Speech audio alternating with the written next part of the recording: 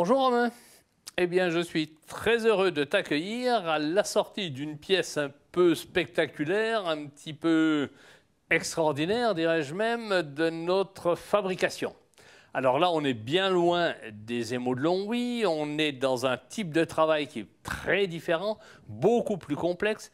C'est une sculpture ingélive destinée à l'extérieur, donc qui résiste à la pluie, qui résiste au gel.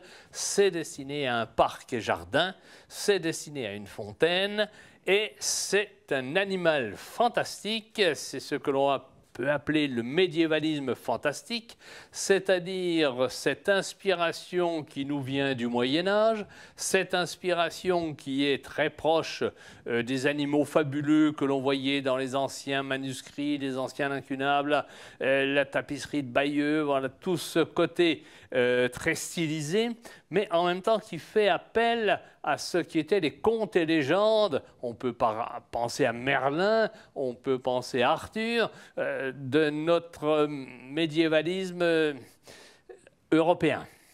Donc l'œuvre ici est faite avec une terre très particulière, c'est une terre extrêmement solide, on peut sentir son grain. C'est une terre qui également a de gros avantages sur le plan sculptural car elle se travaille bien au doigt. On peut pratiquement faire tout cela sans outils. C'est la main, c'est le pouce, ce sont les doigts qui manœuvrent la terre et lui donnent sa forme. Il y a besoin de très peu d'outils pour réaliser une œuvre de ce type-là.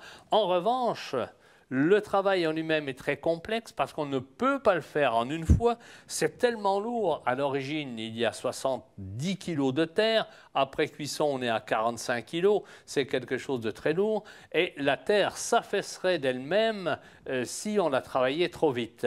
Donc, il est nécessaire d'avoir un esprit lent de travail et d'avoir dans sa tête là où on veut aller, parce qu'il faut tout prévoir à l'avance. Il n'est pas question de travailler la base sans savoir ce que l'on va faire en haut, car il est nécessaire de monter tout avec le même esprit de résistance. C'est ce que nous appelons, nous, en sculpture, la triangulation. C'est-à-dire que chaque partie va s'appuyer sous forme d'un triangle sur d'autres parties, et le triangle, en mécanique, est indéformable. Et en sculpture, on respecte cette même loi. On va trianguler la sculpture pour qu'elle puisse, par elle-même, se supporter son propre poids. Donc ici, on a des jeux de triangulation.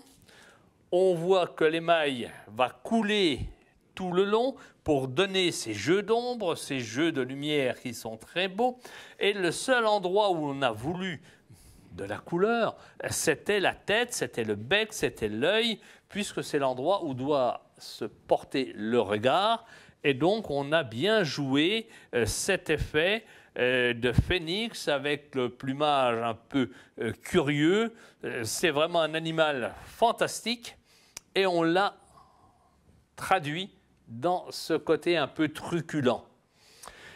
Il n'y a pas de naturalisme là-dedans, c'est simplement un rappel du passé, un rappel de nos époques. On peut penser au vieux château de Longwy, on peut penser évidemment à beaucoup de fastes du passé médiéval, et on s'inscrit dans cette ligne de conduite.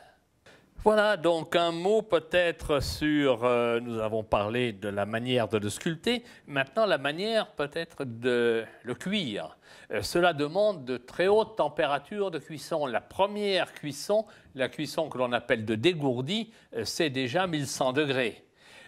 Une fois que cela est refroidi, seulement à ce moment-là, on va poser l'émail et on va cuire une seconde fois, mais là nous serons à 1300 degrés, ce qui est beaucoup plus élevé. Mais cette céramique tient au gel parce qu'elle est cuite à très haute température.